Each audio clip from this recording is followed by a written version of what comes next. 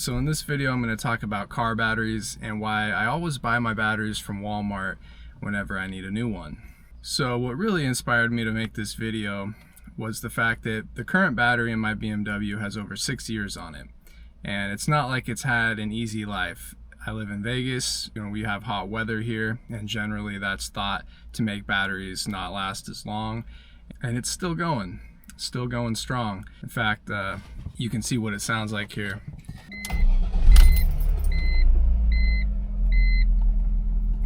Alright, so one of the main reasons why I buy my batteries from Walmart, it comes down to value.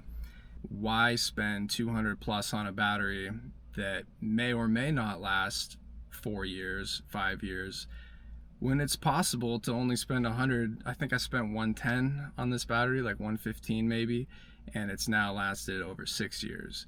There's so many things that people overpay for with cars, but batteries really shouldn't be one of them.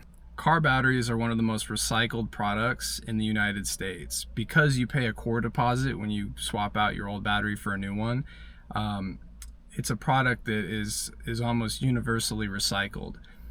And there's only a handful of companies that actually produce these batteries. So why would you pay more just to have a different label slapped on it?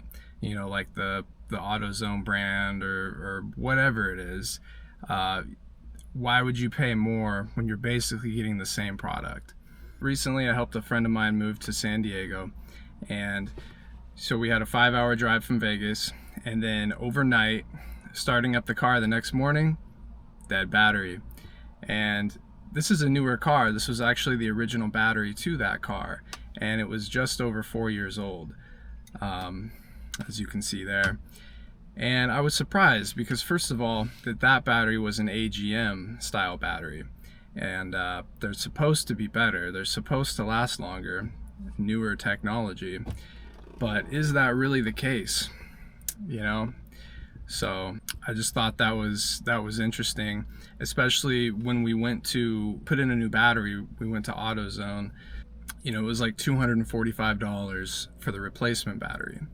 Whereas the replacement for my car, when I need to do it here, probably in a few months, I might even just do it preventatively, is going to cost me about $110 to $120 at Walmart for a non-AGM, just traditional flooded lead acid style battery. So at the least, I just wanted to make this video to kind of put that out there and make people think, when you go out and buy a battery for your car, what are you really paying for? And is the newer technology battery actually better? All right, got to go back to the trunk here. So yeah, you can see there it's from March of 2019. Sticker's a little worn there from the rubbing of the tie down plate there, but yeah. Okay, so one obvious advantage that my car has for getting more lifespan out of a battery is the fact that it's located in the trunk here. So what this does is it takes the battery out of the engine compartment where there's all that heat from the motor and just heat buildup, and it puts it in a much more temperate environment here. So say somebody doesn't have their battery in the trunk, which I think is probably most cars that aren't BMWs. You could, in theory, build a little battery box, maybe with some like reflective, heat reflective tape, like for exhausts and mufflers, something like that, on the outside of it. So that is one option, but I also can't overstate that enough, the fact that this car has that feature that just helps the battery last longer. All right, so number 2 tip to help a car battery last longer, guys. After a battery is a few years old, I like to take it and I like to put it on a charger that can just take it all the way up to being fully charged, because especially with older cars, the alternator may not put out the same amount of power that it did when it was new. It might not be charging the battery all the way up to 14 point whatever volts.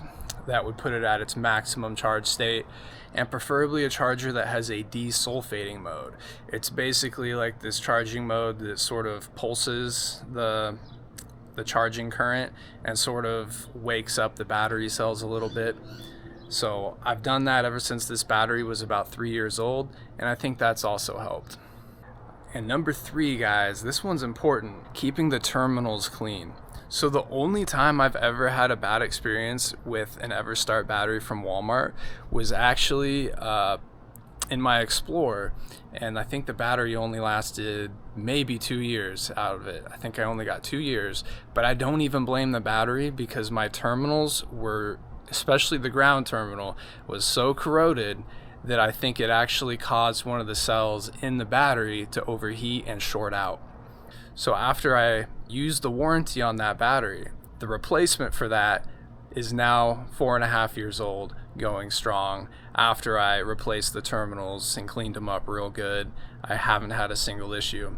So keeping those terminals clean is really important, and that goes with any electrical circuit in general. If your ground is not clean, or your ground is corroded and not providing a good stable connection, that's going to cause any electrical circuit to run hotter than it should and just reduce the lifespan of the components within that circuit.